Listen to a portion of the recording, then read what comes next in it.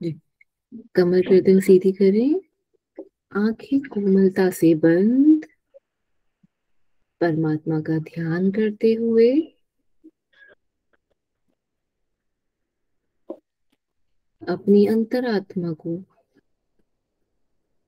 देखते हुए धीरे धीरे लंबी गहरी श्वास लें, लंबी गहरी श्वास छोड़ें। संकल्प लें कि मैं अपने कार्य को बड़ी ही ध्यान से, मेहनत से, परिश्रम करते हुए अपना नेट जेआरएफ क्लियर करूंगा और करूंगी। अपनी मेहनत में, अपने कार्य में कोई कमी नहीं छोड़ेंगे। अपने गुरुजनों का आदर सम्मान करते हुए उनके हर कथन को मानेंगे।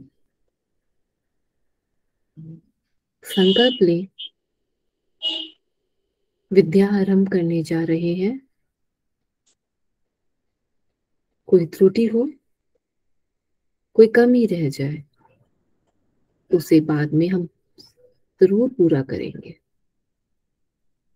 अपने हर कार्य को परमात्मा को समर्पित करना है आपने, इसलिए सच्चे भाव से उसे ग्रहण करेंगे और परमात्मा को वापस दे देंगे। माता पिता का ध्यान करें, उन्हें धन्यवाद दें। गुरुजनों का ध्यान करें, धन्यवाद दें। परमात्मा का ध्यान करें। 3 बार ओम, तत्पश्चात मंत्र। अ,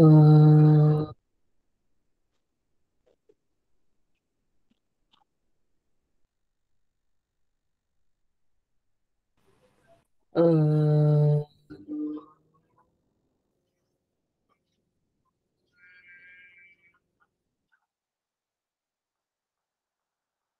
अ,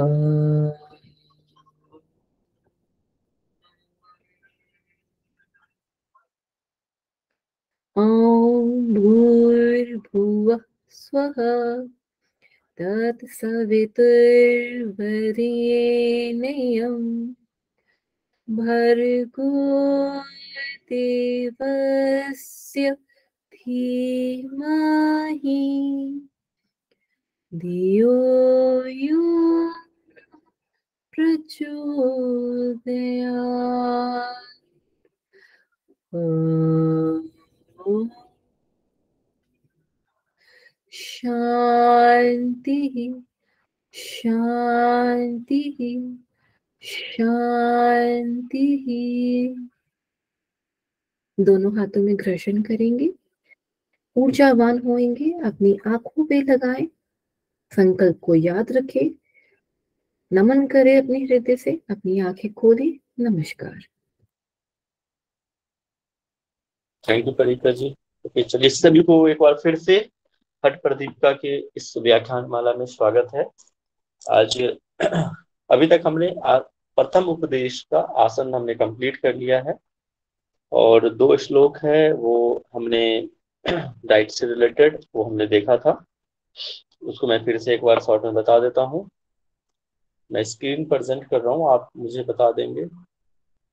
अच्छा, आसन में कोई समझने में कोई ऐसा टॉपिक जो दिक्कत आई हो आप लोगों को? क्लियर है?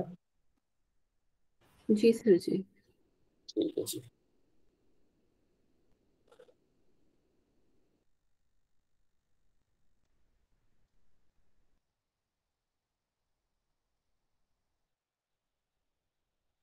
तो आज ये हमारा उपदेश का लास्ट लेक्चर है।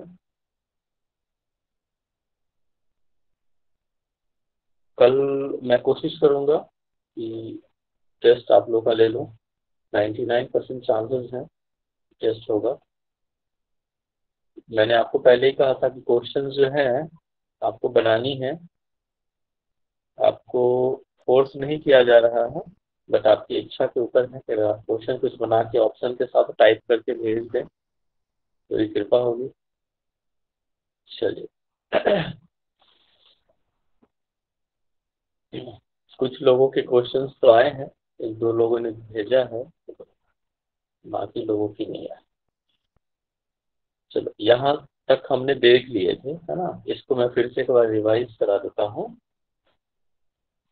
मार्कर ले लेती हूँ।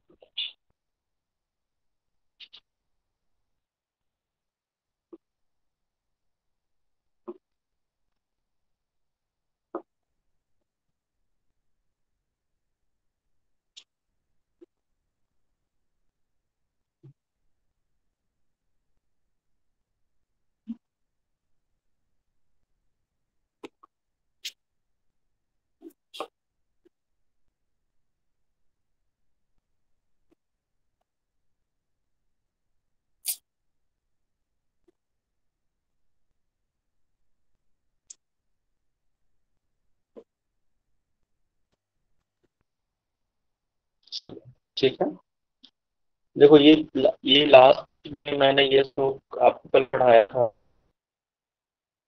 रिवाइज करा देता हूँ। सर वो इस क्या हो रही है, वॉइस ब्रेक हो रही है? सबको ब्रेक हो रही यस है क्या सर। वॉइस? जी सर। जी सर जी। चलो मुझे अब लग रहा है दूसरा ऑप्शन ट्राई करना पड़ेगा। एक मिनट आप लाइन पे रहिए।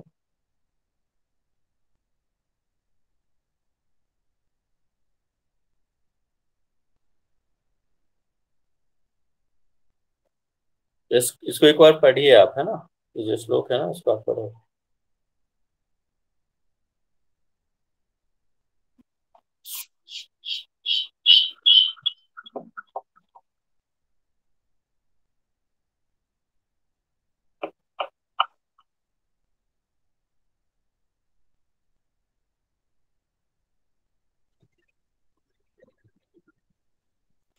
हेलो। हेलो। जी सर जी, ये भी ठीक है। अभी जा रही आवाज? अभी इनको आ रहा है। हाँ जी सर, इको हो रहा है।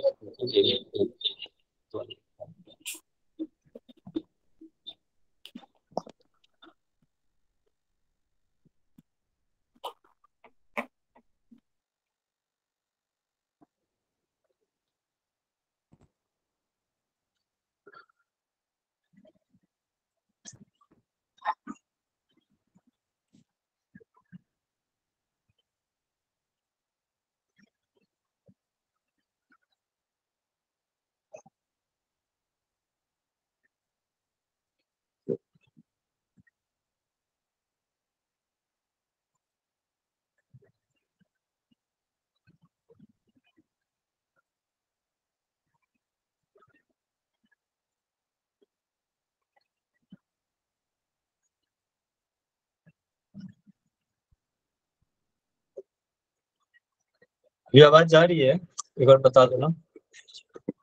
जी सर। अभी ठीक है ना?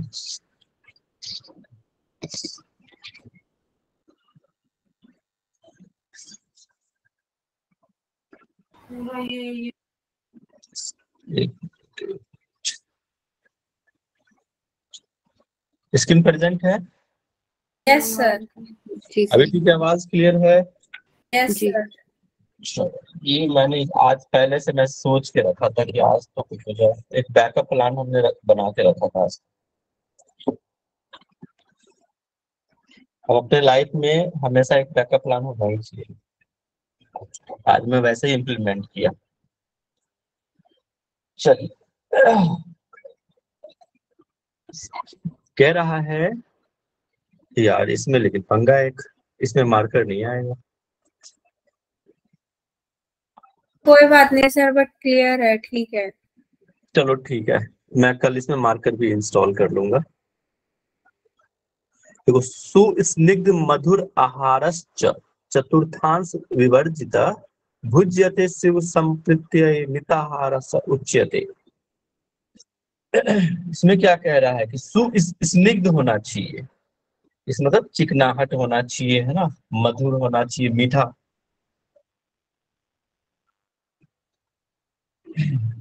ठीक है, सुस्निग्ध होना चाहिए, मीठा भोजन होना चाहिए, और भगवान को अर्पित करके अपने पूर्ण आहार का चतुर्थांश जो है कम खाया होना चाहिए, उसी को मिताहार कहते हैं।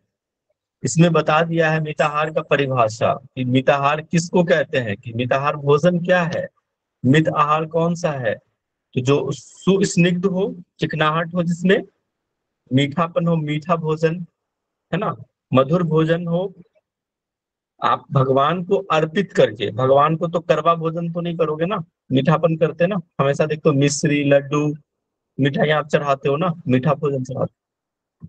और अपने पूर्ण आहार का चतुर्थांश कम खाया जाए, ठीक है, आप जितना अन्न ग्रहण करते हो उसका चतुर्थांश भाग कम खाया जाए, उसी को कहते हैं मिताहार। ठीक है, इसको कल देखा था हमने। इसके बाद कह रहा है कि कौन कौन सा किस तरह का जो है भोजन लेना है। तो जो कटु है वो नहीं, ये अपथ्य आहार की बात कह रहा है, लेना नहीं है, जो नहीं लेना है। ठीक है, ऐसे आहार जो नहीं लेना है उसी को हम कहते हैं अपथ्य आहार। तो कौन कौन सा नहीं लेना है? कट अम्ल तीक्ष्ण लवणों उष्ण हरित शाक सौवीर तेल तिल सशर्प मध्य मत्स्यान आजादी मांस दधित दधित तक्र कुलथ कोल पिन्याक हिंग गुलसनात पथ्यमान। कह रहा है कि जो कटु हो, अम्ल हो, देखो यहाँ नीचे लिखा हुआ, कटु हो, अम्ल हो, तीक्ष्ण हो, लवण उष्ण जो गर्मी पैदा करे, जो उस तरह के भोजन नहीं लेना। हरित साग, सौवीर, सौवीर का मतलब क्या होता है बताओ, कल मैंने बताया था। सरसों खट्टी भाजी। हाँ, खट्टी भाजी। फिर तेल, तिल, सशर्प मतलब सरसों, मत्स्य मध्य मतलब जो शराब होते हैं ना वो, मत्स्य मतलब मछली, आजादी मांस मतलब बकरे का मांस, दही दही, तक्र मतलब बताओ, तक्र मतलब क्या होता है? छाछ। छाछ, मट्ठा। कुलथ, कुलथ का दाल होता है ना, कुल्थी। कोल, कोल मतलब बैर। पिन्याक, पिन्याक जिसको हम खल्ली कह सकते हैं, जो कोई भी तेल पदार्थ को पेरने के बाद जो बच जाता है, सिट्ठी, उसी को हम कहते हैं खल्ली। हिंग, लहसुन आदि जो है योग साधकों के लिए क्या है? अपथ्य बताया गया। ये सारे क्या अपथ्य, आपको याद होनी चाहिए, ये पूछे जाते हैं क्वेश्चंस के बाद। ठीक है, चलिए अब आगे देखते हैं। भोजनम हितम विद्यात पुनरप्य उष्ण कृतम रुक्षम अति लवणम अम्ल युक्तम कदर्शन शाकोत्कम वर्जयम। अब क्या कह रहा है, क्या क्या होना चाहिए जो अहितकर है भोजन, कौन कौन सा है? जो पुनः गर्म किया हो, कहते हैं ना एक बार हम खाना खा लेते हैं, जो बच जाता है उसको हम फ्रीज में रखते हैं और फिर उसको हम खाते हैं। तो बार बार जो भोजन को गर्म करते हैं ना, ठंडा करके गर्म करते हैं, वो फिर हमारे शरीर के लिए लाभदायक नहीं है, वो विष के समान है वैसा भोजन। इसके बाद रुक्ष भोजन, अधिक नमन लवण वाला, अति लवण जो है, नमकीन ज्यादा वो नहीं लेना है। अम्लीय भोजन ज्यादा नहीं लेना है। और क्या, खटाई वाले भोजन, देखो अम्लीय युक्त भोजन, कदसम शाकोत्कम वर्जयम, जो शाक युक्त है, सारे नहीं कह रहे हैं, जो उसमें कुछ स्पेसिफाइड है जो नहीं लेना है। आगे वाले आपको श्लोक में और क्लियर हो जाएगा कौन सा शाक आपको लेने के लिए कह रहा है, कौन सी हरी सब्जी लेने के लिए कह रहा है, वो अगले श्लोक में हम देखते हैं। वो आगे है, जब आप पथ्य आहार पर होगे ना, उसमें 5 जो है शाक बताया गया है। इसमें कह रहा है वहनी स्त्री पथि सेवा नाम आदो वर्जनम माचरे। और क्या कहना है, कह रहा है क्या और बताया गया है, इसको छोड़ देना है।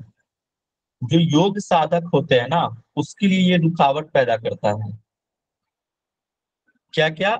वहनी, वहनी मतलब होता है अग्नि, स्त्री, पथि सेवा नाम आदो वर्जना, ये सब चीजें वर्जित बताया है। स्त्री का जो संग होता है वो बताया। देखो यहाँ पे कहने का मतलब ये है, स्त्री है तो ऐसा नहीं है कि पुरुष नहीं होगा। स्त्री के लिए पुरुष और पुरुष के लिए स्त्री का संग जो है वो वर्जित होता है, इसको छोड़ देना है, इसका आचरण नहीं करना है। और ऐसा भी नहीं है कि भाई आप शादीशुदा वालों के लिए इस पे लागू नहीं होता। जैसे कोई अनमैरिड है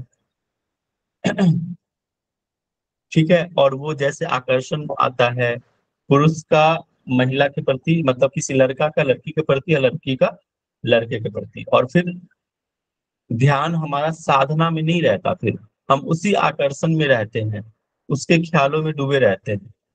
बहुत आप देखते होंगे जो स्कूल टाइम के बच्चे होते हैं ना, उस या कॉलेज टाइम में भी हम ख्यालों में डूबे रहते हैं। ये विपरीत लिंग के प्रति जो हमारा आकर्षण होता है ना, वो आपकी योग साधना में बाधक है, आपके पढ़ाई में डिस्टर्ब करेगा। ये चीज ध्यान आपका कहीं और रहेगा, उसके ख्यालों में रहेगा। ठीक है, प्रेमी प्रेमिका के और प्रेमिका का प्रेमी का ख्याल है। आप लोगों ने ऐसा देखा भी होगा अपने आसपास। तो ये सब चीजें जो है वर्ज उसका आचरण नहीं करना है, ये आपकी योग साधना में विघ्न डालेगा। तो इसको इसलिए कह रहा है कि इसको छोड़ देना चाहिए। और क्या कह रहा है, जो लंबी यात्रा है ना, जिसको हम पथी सेवा नाम समझ सकते हैं, कि उसको भी छोड़ देना है। अगर आप बहुत लंबी यात्रा करोगे तो आप थक जाओगे और योग साधना में आपकी रुचि घटती जाएगी और आप नहीं कर पाओगे। ठीक है, तो बहुत लंबी यात्रा भी नहीं करनी है। ये सारे चीज अकॉर्डिंग टू स्वामी स्वात्माराम जी के अनुसार। अब कह रहा है आगे गोरक्षनाथ के अनुसार। ठीक है, कि गोरक्षनाथ ने क्या कहा है, तो उन्होंने क्या ऐड किया इसमें। मतलब क्या है यहाँ पे? क्या चीज? अग्नि का सेवन। अग्नि, अग्नि मतलब, अरे अग्नि कहाँ, जो अग्नि मतलब जो ज्वलनशील पदार्थ है उसको नहीं लेना है। जैसे मिर्च मसाला ये सारे चीज को नहीं लेना है। इसलिए अग्नि वाले चीज, अग्नि का सेवन नहीं करना चाहिए। मतलब कि आपको जो क्या है ना, कि जो अग्नि प्रकृति के भोजन है या फिर मिर्च मसाला है, इस तरह की चीज आपको सेवन नहीं करने के लिए कह रहा है। ठीक है, मसालेदार भोजन से बचना है। जो अग्नि प्रवृत्ति के भोजन होते हैं ना, ठीक है, वो नहीं लेना बोल है। सकते हैं राजसिक, हाँ जी, या जो पित्त बढ़ाता है, या राजसिक जो होता है वो बोल सकते हैं। हाँ बोल सकते हैं। जो मतलब अग्नि, जैसे कि मसालेदार भोजन होते हैं ना, मसालेदार तीखा मसालेदार, वो चीज है, वो नहीं लेना है आपको।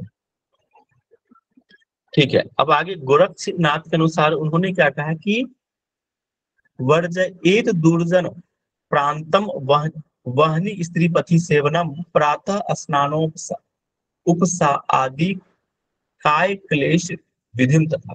अब इसमें क्या कह रहे, देखो बाकी तीन तो सेम है, लेकिन उन्होंने और क्या ऐड किया कि दुर्जन व्यक्तियों का संग नहीं होना चाहिए, उसका स्थान नहीं, मतलब जहां दुर्जन लोग रहते हैं उस जगह पे आपको नहीं जाना चाहिए, इसको छोड़ देना है।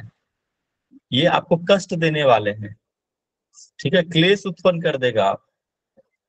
अब कहते हैं ना, एक कहावत है कि इस काल कोठरी में जे सयानो जाए, एक लिख पे लागी है पहलागी है। सुना है आप लोगों ने ये? मतलब ये जो दुर्जन का संग है ना, वो काल कोठरी के समान है, आप उससे नहीं बच सकते। वो कुसंग है, उसके स्थान पे आप जाओगे, दुर्जनों के साथ रहोगे, उसके स्थान पे जाओगे तो उसका जो प्रवृत्ति है, उनकी जो दुष्टता है, वो आपके अंदर थोड़ी बहुत तो आ ही जाएगी। ठीक है, इसलिए कह रहा है कि दुर्जनों के स्थान उसको वर्जित बताए, वहां पे आपको नहीं जाना है, दुर्जनों का संग नहीं करना है। और बाकी अहनी स्त्री पति सेवनम, ये तीन चीज सेम था अकॉर्डिंग टू मत्स्य स्वामी स्वात्माराम जी के अनुसार भी और गोरक्ष। अब आगे कह रहा है कि प्रातः स्नानों। अब बताओ, आपको मैंने बाधक तत्व में बताया था नियमाग्रह, याद है? Yes sir. नियमों के अधीन नहीं बनना है। अब जो बीमार है, ठीक है, उन देखो, ईश्वर, जब हम साधना करते हैं तो ईश्वर ये नहीं कहता है कि आप अपने शरीर को कष्ट देकर हमारी उपासना करो, हमारी साधना करो। कभी भगवान ये नहीं कहते हैं।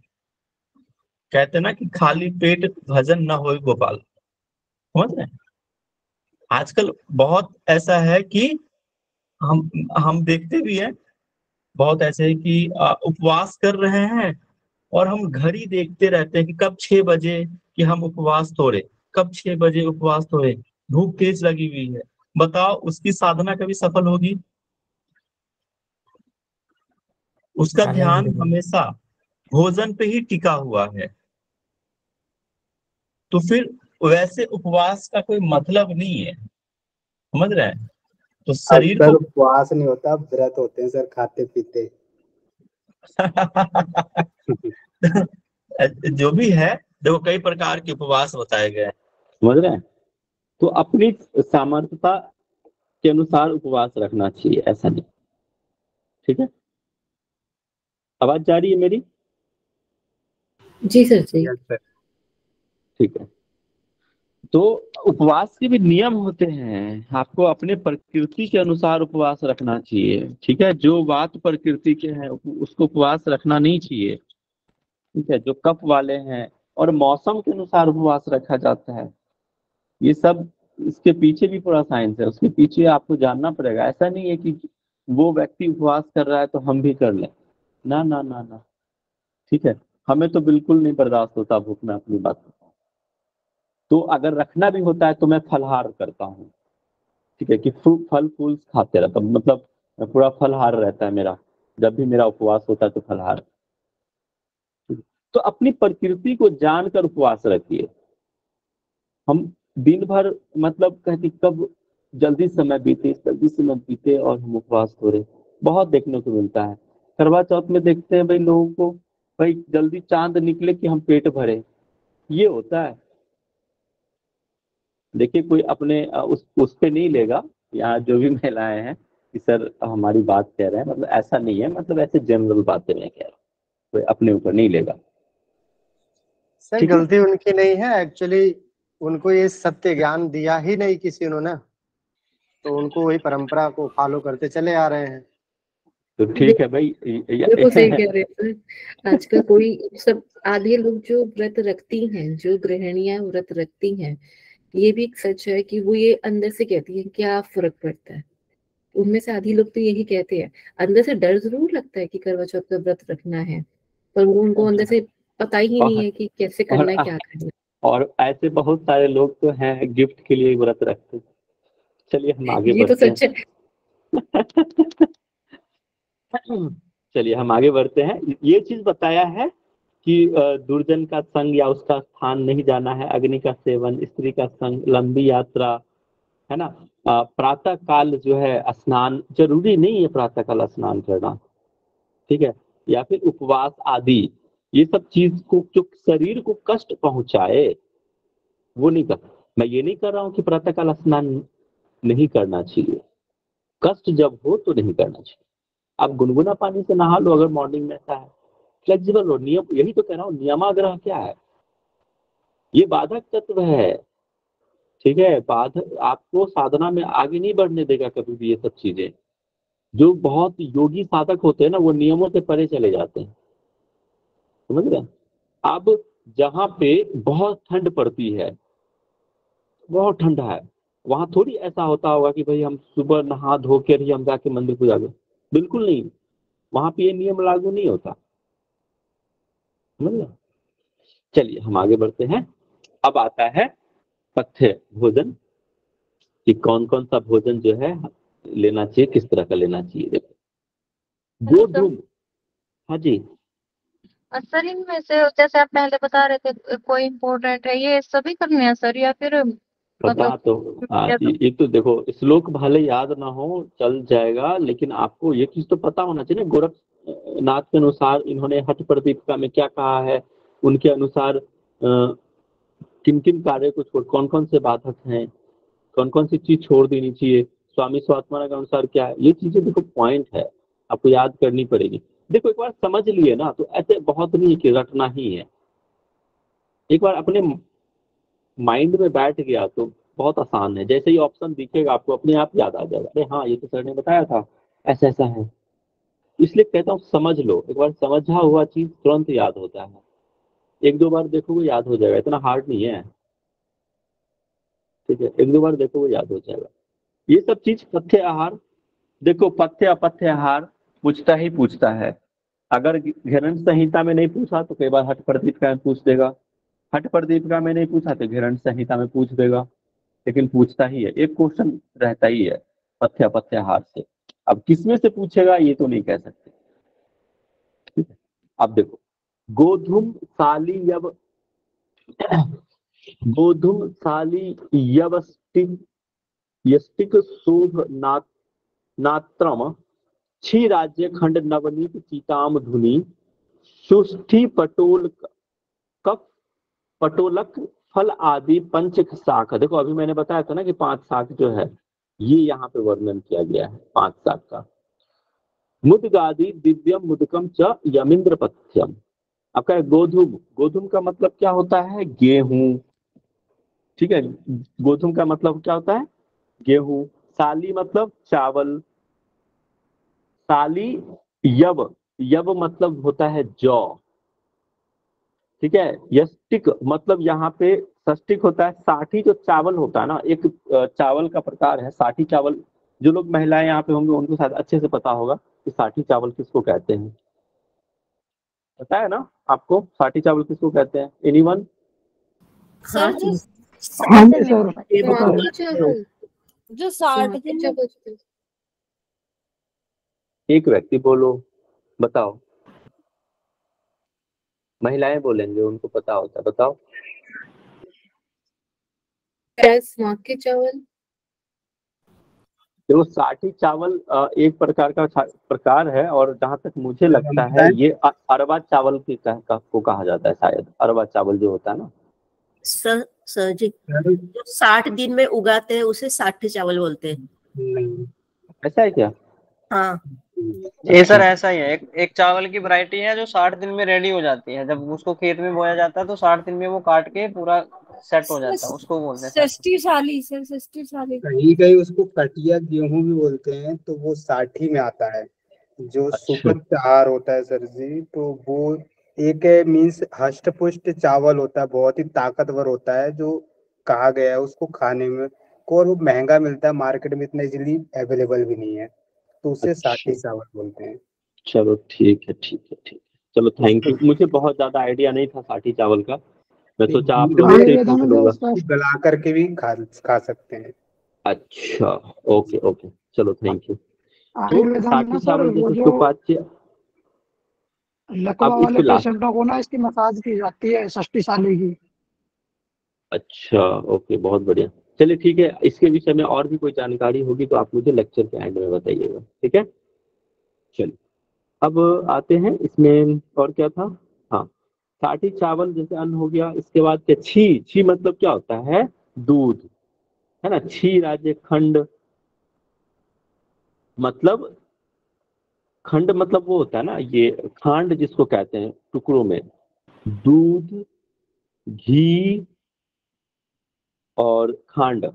खांड मतलब होता है ये यूपी साइड में बहुत मिलता है, हरियाणा साइड में। सर वो खांड चीनी कहते हैं। चीनी का वो बुरादा जिसको कहते हैं ना टुकड़ों में, जो उसमें ले जाते हैं ना जब अर्थी के टाइम पे, जब खांड बना करके, तो उसको कहते हैं खांड। अच्छा अच्छा, ठीक है, ठीक। खांड भाई मतलब क्रिस्टलाइज्ड शुगर, लाइक जैसे वो बना देते हैं और बुरादा रहता है ना, शक्कर, शक्कर, शक्कर, हाँ जी, हाँ जी, शक्कर, ठीक है। पतंजलि की आती है मधुरम के नाम से, अगर आप जानते हो तो। हाँ जी, हाँ जी, हाँ जी, पर आपको कभी ऐसे नाम नहीं ध्यान दिया। ओके ठीक है, ठीक है। इसके बाद तेरा नवनीत, नवनीत मतलब होता है मक्खन, ठीक है। सीता मतलब मिश्री, सीता मिश्री, और धुनी मतलब मधु, मधुनी मतलब मधु। सीता मतलब क्या हो गया? मिश्री। सौंठ, जो अदरक होते हैं ना, अदरक को जो सुखाकर बनता है उसको सौंठ कहते हैं। पटोलक मतलब परवल। इसका फल आदि जो है ये सब क्या है, पथ्य आहार में आते हैं। और कौन सा, पंच शाक, जो 5 शाक बताया गया है वो है। और 5 शाक क्या क्या है, मैं एक बार नीचे दिखाता हूँ। देखो 5 शाक है क्या, जीवंती दिख रहा है आपको नीचे, एक बार 5 प्रकार के शाक, जीवंती, बथुआ, चौलाई, मेघनाथ और पुनर्नवा। समझ रहे, दिख रहा है आप लोगों को, जीवंती, बथुआ, चौलाई, मेघनाथ और पुनर्वा, ये चीज, ये 5 शाक हैं, इसको याद कर लेना। सर आप ये हाँ जी। 3 थोड़ा डिफाइन कर देंगे, जीवंती, मेघनाद और पुनर्वा, ये क्या होता है?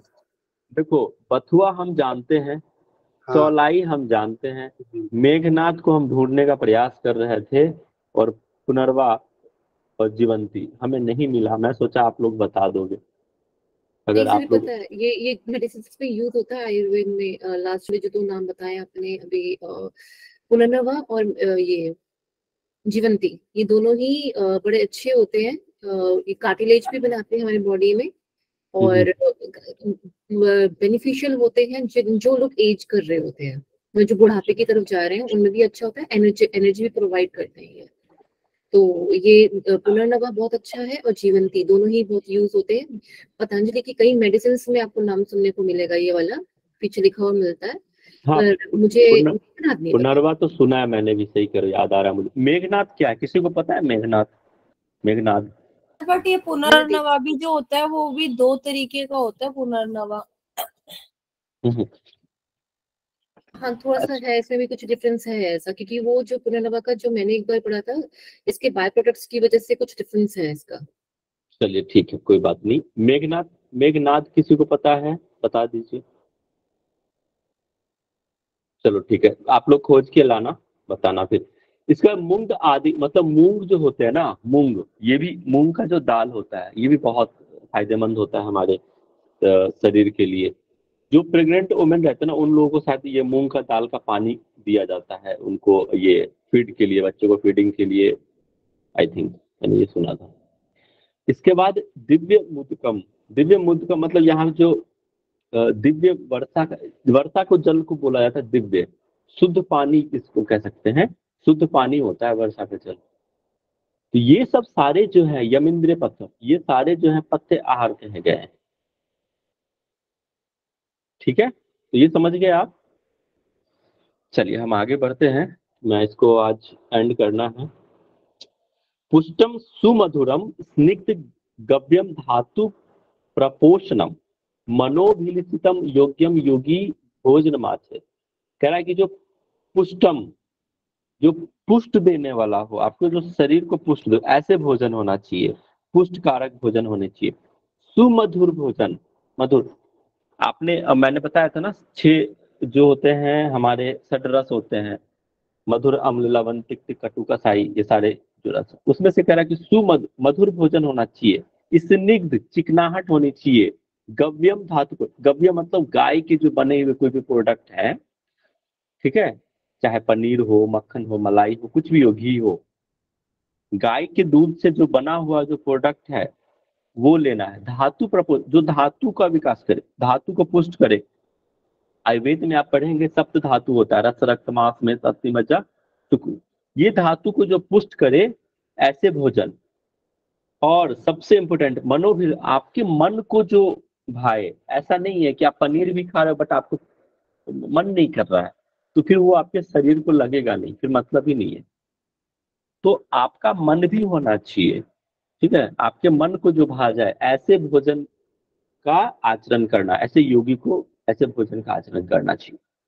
ठीक है, अब देखो ये सबसे बहुत आपके बहुत अच्छा ये श्लोक है। अब मैं तो मानता हूँ ये हठ प्रदीप का, और ये अपने लाइफ में भी इम्प्लीमेंट होना चाहिए सब चीजें। कोई कहता है कि सर मेरी तो अब एज हो गई है, अब मैं क्या करूंगा पढ़ के, या फिर क्या है। यहाँ पे कई ऐसे आपके ग्रुप में भी होंगे और पहले वाले बैच में भी होंगे जो बहुत उम्र के भी रहे हैं और जिन्होंने यहाँ पे अभ्यास करके नेट को क्वालिफाइड करा है, जेआरएफ क्वालिफाइड करा है। तो उनके लिए एज बाउंड्री नहीं है, एज कोई है ही नहीं, उससे परे चले जाते हैं। ऐसा बिल्कुल नहीं सोचना है कि हमारी उम्र हो गई हम नहीं कर सकते हैं। मैं दुर्बल हूँ, मैं नहीं कर सकता हूँ, ठीक है, मैं व्याधि से ग्रसित हूँ, वह मैं नहीं कर सकता हूँ, उनको भी सिद्धि मिल सकती है, उनको भी सफलता मिल सकती है। ठीक है, तो ये सब बहाने होते हैं कि मुझे टाइम नहीं मिलता है, मैं कई सारे बहाने हैं। जो सक्सेस लोग होते हैं ना, उनके लिए ये सब चीजें क्या है, कोई मायने नहीं रखता है उनके लिए। जो फेलियर होते हैं ना, उनके लिए बहुत सारे एक्सक्यूज रहते हैं। Getting the point? तो जो युवा है, देखो, युवा वृद्धो अति वृद्धो वा व्याधितो दुर्बलो अपि वा अभ्यासात सिद्धिमाप्नोति सर्व योगेश वतीन्द्रित। अब क्या कह रहा है कि जो युवा है, अब किसको सिद्धि मिलेगी? ये कह रहा है किसको मिलेगी? जो अच्छे से अभ्यास करेगा। कौन कौन? जो युवा है वो भी, जो वृद्ध है वो भी, जो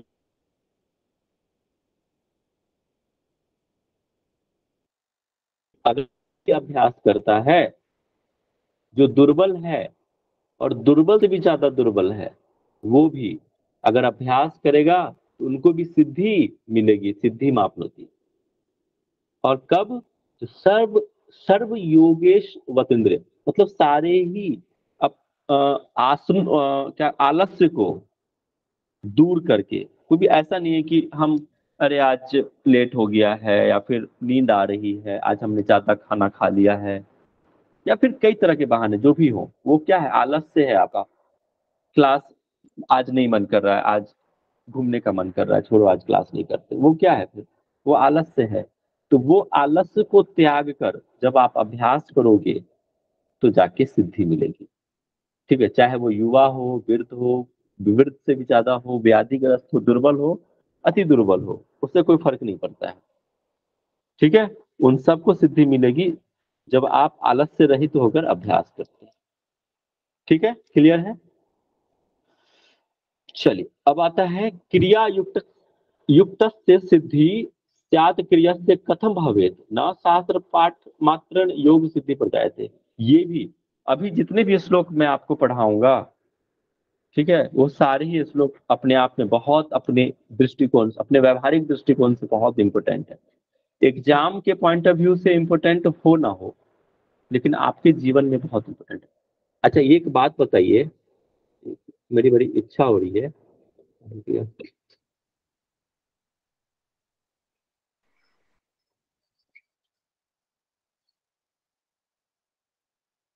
अच्छा, ये बताओ कितने लोग हैं यहाँ पे जो योग का अभ्यास करते हैं? आप सारे लोग यहाँ पे, इतने लोग हैं योग का आप, ठीक है, परिगण मैक्सिमम लोग करते हैं। रूपाली, तमन्ना, सच सच बताना। ऐसे सब लोग हाथ उठा रहे हैं तो हाथ मत उठा देना। सच बताओ कितने लोग अभ्यास करते हैं सुबह उठ के या शाम में योग का? आप योग साधक हो तो ठीक है, फिर भी बहुत लोग ऐसे हैं जो नहीं करते। हम ना दूसरे को उपदेश देते हैं, अरे योग का अभ्यास करना चाहिए, ठीक है, ऐसे करो वैसे करो, हम सबको बोलते हैं और हम खुद नहीं करते हैं। हम खुद अपना कर्म नहीं करते हैं, सिर्फ हम उपदेश देते हैं क्या करना चाहिए, आप करो योग, रहो निरोग, ऐसे मस्त कोट्स डालते हैं, लेकिन हम खुद नहीं करेंगे अभ्यास। सिर्फ हम क्या करते हैं? उपदेश देते हैं। तो पहले खुद से होना चाहिए कि पहले आप खुद करो, तब जाके किसी और को उपदेश दो। आप भी योग साधक हैं, आपको भी अभ्यास करनी चाहिए। समझ रहे हैं? तभी आपकी साधना सिद्ध होगी। आप सिर्फ ये थ्योरी पढ़ के मतलब नहीं है, तो अपने व्यवहारिक जीवन में भी इसको अपनाना पड़ेगा आपको। ठीक है, इसको ध्यान में रखिएगा।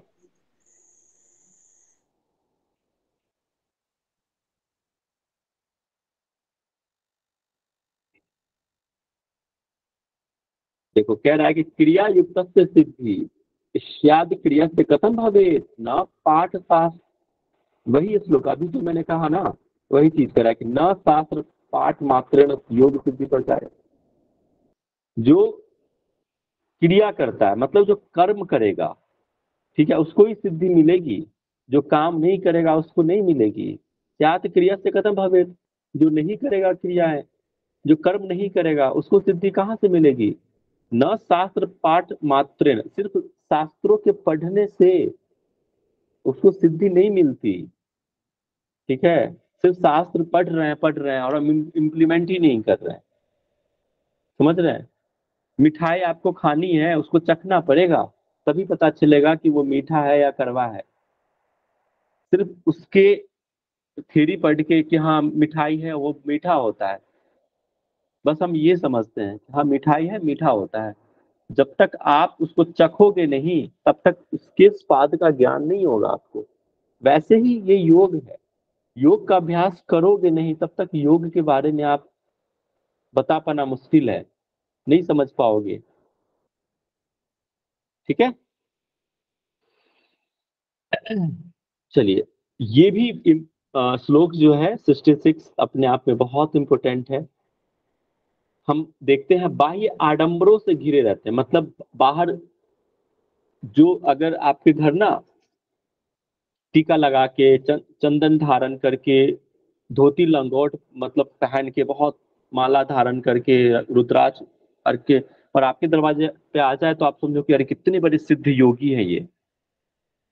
ठीक है, और कोई जींस पैंट पहन के आ जाए, टी शर्ट पहन के आ जाए तो आपको लगता है इसको तो कुछ नॉलेज नहीं है। तो न, वही कह रहा है कि न वेश धारणम सिद्धे कारणम न च तत् तथा क्रियैव कारणम सिद्धे तत्तमेव तत्र संशय। कि सिर्फ वेशभूषा धारण करने से ही, समझ रहे हैं, सफलता नहीं प्राप्त कर सकते हैं, सिद्धि प्राप्त नहीं होगी। मैं ये नहीं कह रहा हूं कि जो वेशभूषा धारण किए रहते हैं उनको सिद्धि नहीं रहती है, कहने का ये आशय नहीं है, लेकिन कह रहा है कि सिर्फ वेशभूषा धारण करके ही नहीं पाएगा। अगर जो जींस पहना हुआ है क्या वो सिद्धि नहीं प्राप्त कर सकता? बिल्कुल कर सकता है। कई मैंने देखे हैं जो जींस पहन के भी भगवत गीता का पाठ करता है, और कई ऐसे हमने देखा है जो धोती पैजामा कुर्ता पहन के भी उनको एक पैसे का अपने वेद शास्त्र का नॉलेज नहीं रहता, गीता का नॉलेज नहीं रहता, एक पैसे का योग के बारे में नॉलेज नहीं रहता। तो हम बाह्य आडंबर नहीं दिखाना है। ठीक है, वेशभूषा धारण करके आप सफलता नहीं प्राप्त कर सकते हो। ठीक है, उसके लिए सिर्फ और सिर्फ क्या कह रहा है, क्रिया व कारणम सिद्धे सत्यम, उसके लिए आपको क्रिया करनी पड़ेगी और इसमें कोई संशय नहीं है, इसमें एक पैसे का कोई संशय नहीं है। जो कर्म करेगा उसको सिद्धि मिलेगी, जो नहीं करेगा उसको नहीं मिलेगी, चाहे आपकी वेशभूषा कैसी भी हो।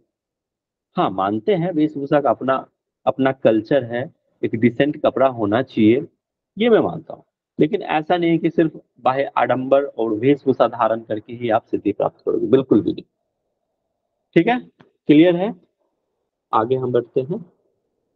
पीठानी कुंभकास चित्रा दिव्यानि कर्णानि च सर्वाण्यपि हठाभ्यास राजयोग फलक। ये जो अभ्यास जो हम कर रहे हैं ना, हठ योग का अभ्यास, जितने भी अभी तक हम देखा, वो किस चीज के लिए कर रहे हैं, उसका उद्देश्य क्या है? तो वो है उद्देश्य क्या, बताइए। हठ योग का उद्देश्य क्या है? स्टार्टिंग में मैंने बताया था राजयोग की प्राप्ति। राजयोग की प्राप्ति। राज बिल्कुल सही, राजयोग की प्राप्ति। हठ योग का अभ्यास यही तो है, राजयोग की प्राप्ति करना। तो कैसे होगा कि पीठानी कुंभकास चित्रा, मतलब आसनों के अभ्यास से, पीठानी मतलब आसनों के अभ्यास से, कुंभकास चित्रा मतलब प्राणायाम का अभ्यास, कुंभक का अभ्यास, और क्या चित्रा मतलब, इससे पहले भी एक बार चित्रा आया था, मैंने कहा था ना कि वो मुद्रा के लिए, देखो यहाँ पे भी है चित्रा मतलब मुद्रा के लिए है ये।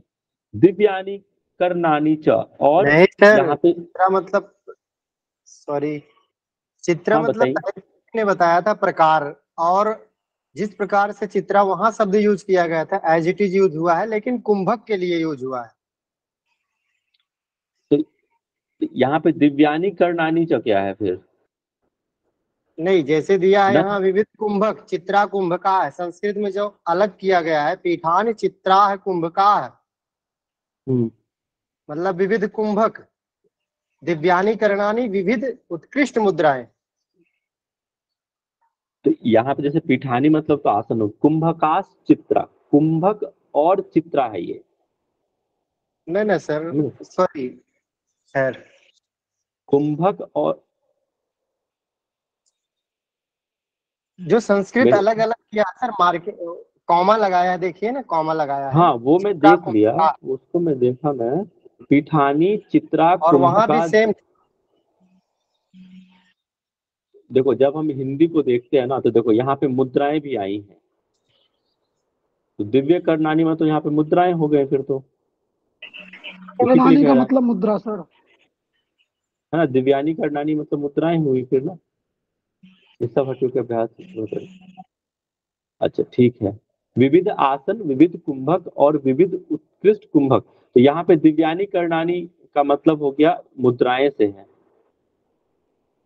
ठीक है, ये सब हठ योग के अभ्यास के लिए, अभ्यास राजयोग में सफल होने तक करने चाहिए। मतलब वही हुआ कि जो राजयोग की प्राप्ति के लिए जो हठ योग का अभ्यास हम कर रहे हैं, आसन का हो गया, कुंभक का हो गया और मुद्राएं का हो गया, ये सारे चीज राजयोग के का जो फल है उसको प्राप्त करने के लिए हठ योग अभ्यास। ठीक है, ये हमारा लास्ट ही था, लास्ट। ठीक है, नेक्स्ट हम द्वितीय उपदेश को हम मंडे से स्टार्ट करेंगे। इसमें जो आप इम्पोर्टेंट है उस सब आप स्टार मार्क करके उसको याद जरूर कर लेना। अगर कुछ श्लोक याद नहीं भी होते हैं ना, कोई बात नहीं है, आप जो है सर एक बार लास्ट श्लोक भी बता दो, इम्पोर्टेंट है वो। देखो इसमें क्या था लास्ट श्लोक में, इति सहजानंद संतान चिंतामणि। अच्छा वो इति सहजानंद से, ये इतना इम्पोर्टेंट नहीं है। सर वो पूछता है इति कि किस परंपरा के योगी थे स्वात्माराम पेपर में ना, तो सहजानंद परंपरा ऑप्शन रहता है और हम नाथ परंपरा लगा देते हैं। अच्छा ठीक है, इति सहजानंद संतान चिंतामणि स्वात्माराम योगींद्र विरचित्यानाम भट्ट प्रदीपिकायाम आसनम विधि कथनम नाम प्रथमो उपदेश। कि सहजानंद परंपरा के महान अनुयायी योगीराज स्वात्माराम विचत्य हर्ष प्रदीपिका का आसन विधि कथन प्रथम अध्याय।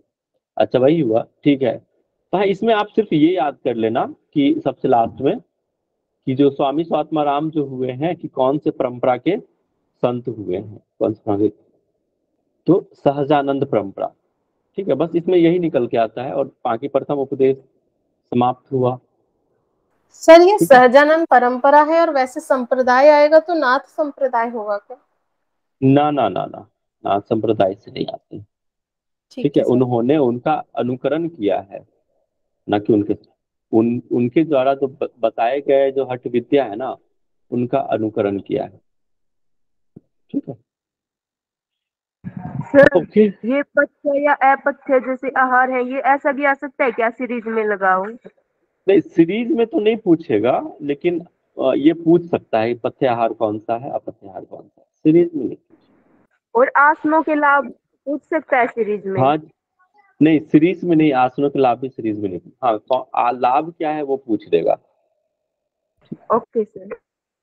जहाँ पे सीरीज में लगाने वाला था ना, वो तो मैं आपको मेंशन कर ही दिया था कि वो ज्यादा चांसेस है कि सीरीज में लगाओ ज्यादा। और ये क्वेश्चन पूछ सकता है सीरीज में लगाना कि ये सब आसन प्राणायाम मुद्रा नादानुसंधान, इसमें से उल्टा पुल्टा दे देगा तो सीरीज में लगाइए। इसमें श्लोक में भी था ना एक जगह। सर पत्ते और अपत्य आहार में संस्कृत में दिए जाते हैं, वो संस्कृत वर्ड हमको याद होना चाहिए। हाँ जी, संस्कृत वर्ड याद होना चाहिए, बिल्कुल संस्कृत में ही दिए जाते हैं। हिंदी तो समझने के लिए था कि मैंने बता दिया, बट आपको संस्कृत में याद करना पड़ेगा, वो संस्कृत में ही पूछे जाते हैं। सही बोले नितिन जी, ठीक है।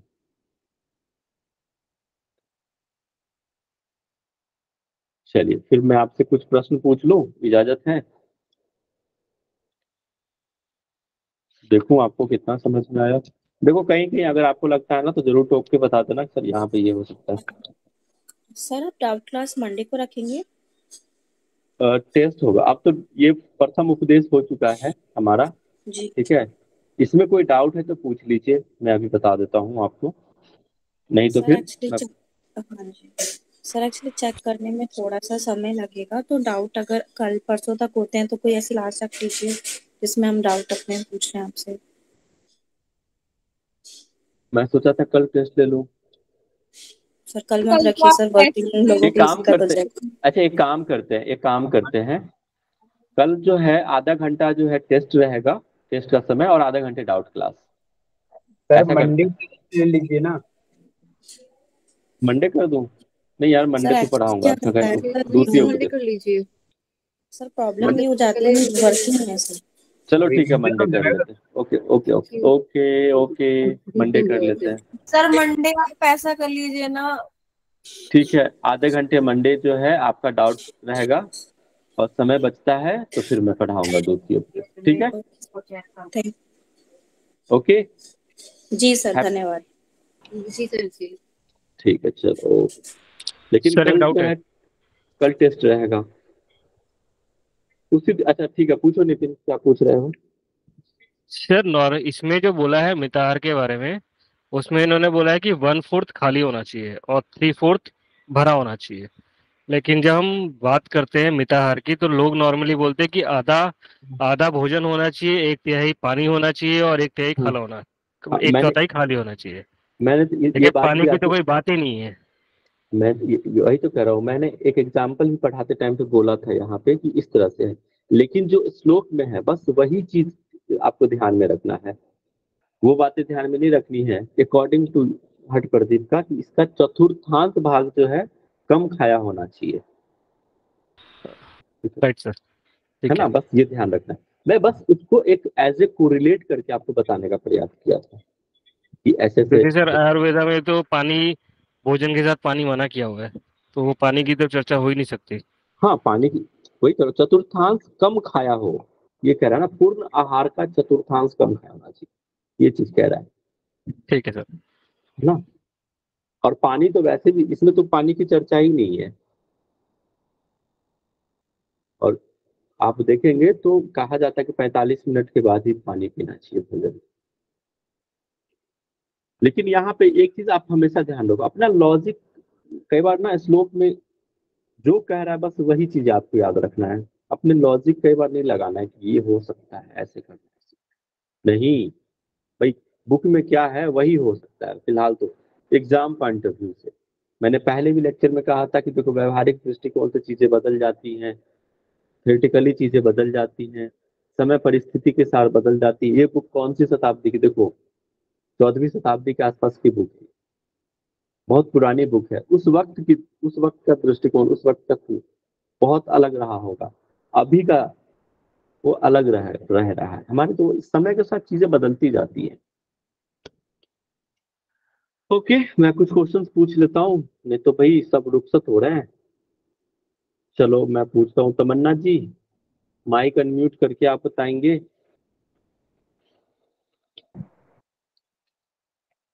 स्वामी स्वात्मा राम के अनुसार किस चीज को छोड़ देना चाहिए जो आपकी बाधक है, साधना में बाधक है?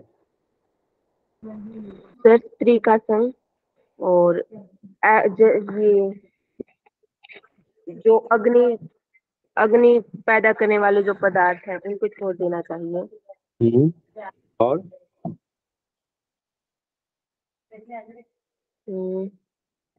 सर और तो यार लंबी यात्रा, ठीक है, लंबी यात्रा नहीं करनी। दुर्जनों का साथ भी तो छोड़ना चाहिए सर। ना ना ना, मैंने क्या बोला? According to Swatmarama. अब कौन बोला है? हेलो, कौन थे? मैं नहीं बोला सर, मैं सोहन। सोहन जी, अ, सोहन जी आप बताइए, अकॉर्डिंग टू गोरखनाथ के अनुसार उन्होंने क्या कहा है, किस कार्य को छोड़ देना चाहिए? सर ये लास्ट वाला दुर्जनों का साथ ऐड करना था उसके अंदर, और स्त्री का साथ, लंबी और यात्रा, और अग्नि वाले पदार्थ, अग्नि सेवन। नहीं, वो तो था ही, आता है तीन तो स्नान। थे। सुबह का वो प्रातः वाला स्नान भी छोड़ना है। अच्छा, फास्टिंग भी। और उपवास भी है उसमें। ठीक है, कौन बोले इससे पहले?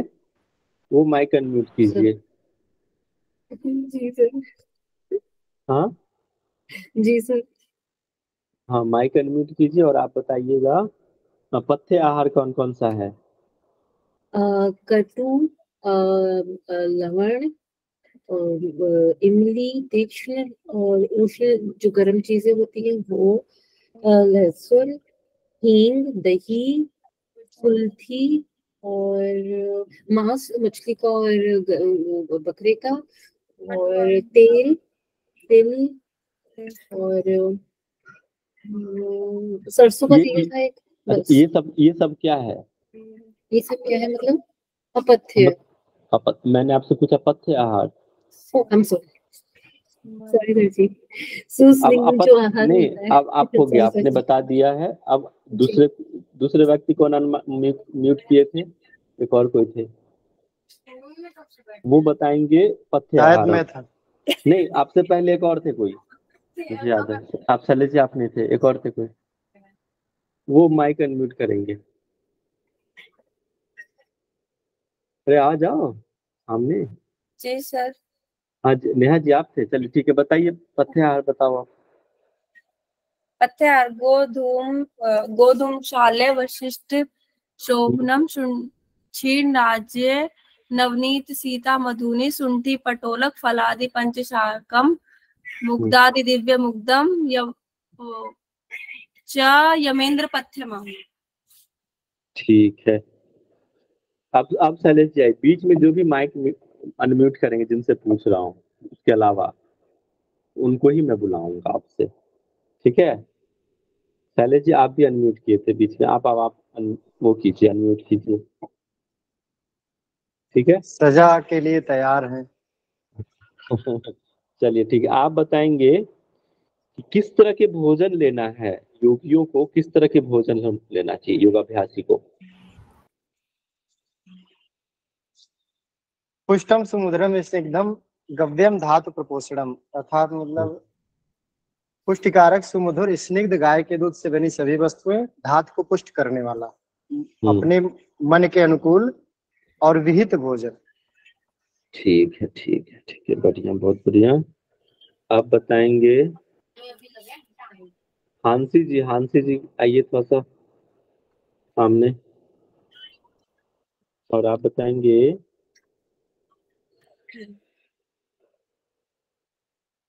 कैसे अभ्यास करना चाहिए जो सिद्धि प्राप्त हो जाएगा?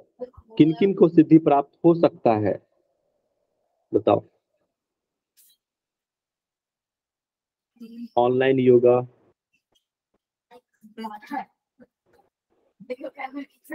माइक म्यूट कर लीजिए, जिनसे पूछा जाए वो जवाब देंगे।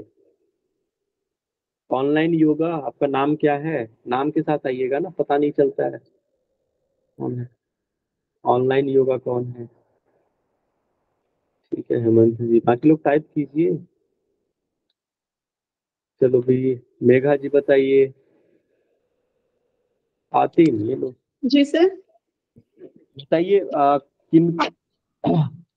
किनको सिद्धि मिलेगी, किस तरह के योगाभ्यासी को सिद्धि मिलेगी? सर जो आलस रहित होकर, मतलब आलस ना करें और रोगी दुर्बल ना हो, ज्यादा वृद्ध ना हो, उनको सिद्धि प्राप्त। अरे अरे अरे, दुर्बल ना हो, रोगी ना हो। क्या सात्विक आप बताओ, क्या गलत इन्होंने बोला है? सर इसमें ये है कि जो युवा भी हो सकते हैं, वृद्ध भी हो सकते हैं, अधिक वृद्ध भी हो सकते हैं, रोगी होंगे तो भी और दुर्बल होंगे तो भी, अगर ये बिना आलस्य किए साधना करते हैं, अभ्यास करते हैं, तो इन्हें सिद्धि प्राप्त हो सकती है। बहुत बढ़िया, समझ में आया?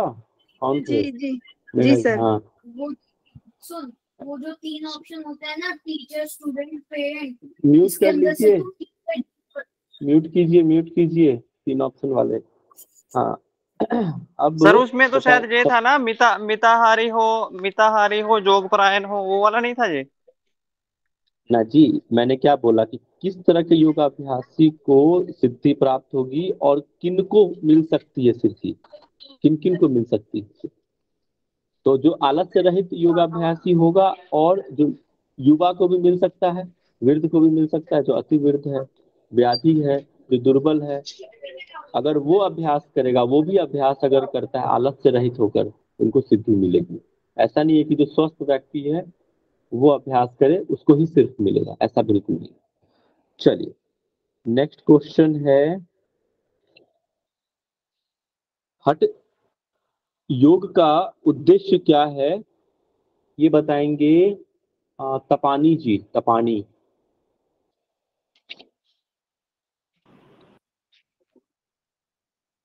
नहीं, तपानी अंकुर बताइए। ये तो हिट गुरुजी क्वेश्चन है। इसका जो है राजयोग से समाधि। चलो ठीक है, लास्ट क्वेश्चन आप लोगों के सामने प्रस्तुत करता हूँ।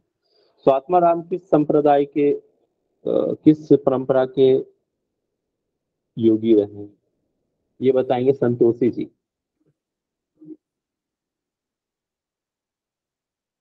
सहजानंद सर। शांति पाठ करा दीजिए। जी सर। रिकॉर्डिंग भी थोड़ी देर में बंद कर दीजिएगा। शांति पाठ सभी कमर पे से खुद करके बैठ जाए। किसी एक ध्यानात्मक आसन में दोनों हाथों पे ज्ञान मुद्रा का चयन करें। लंबी गहरी सांस ले, छोड़ें। एक बार ओम का उच्चारण करेंगे, उसके बाद शांति मंत्र।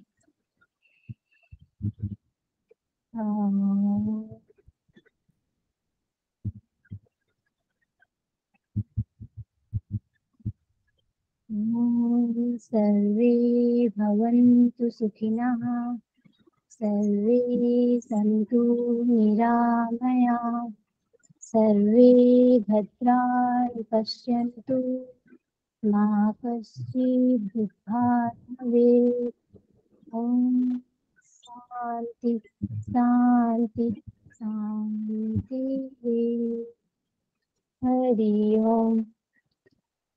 Hariom sir, thank you sir. हरिओम मैडम जी, थैंक यू सो मच। आप मंडे अभी आप देख लेना, आप लोग कोशिश करो कि कुछ क्वेश्चंस भेज दो। मैं कल जो है आपका टेस्ट ले लूंगा।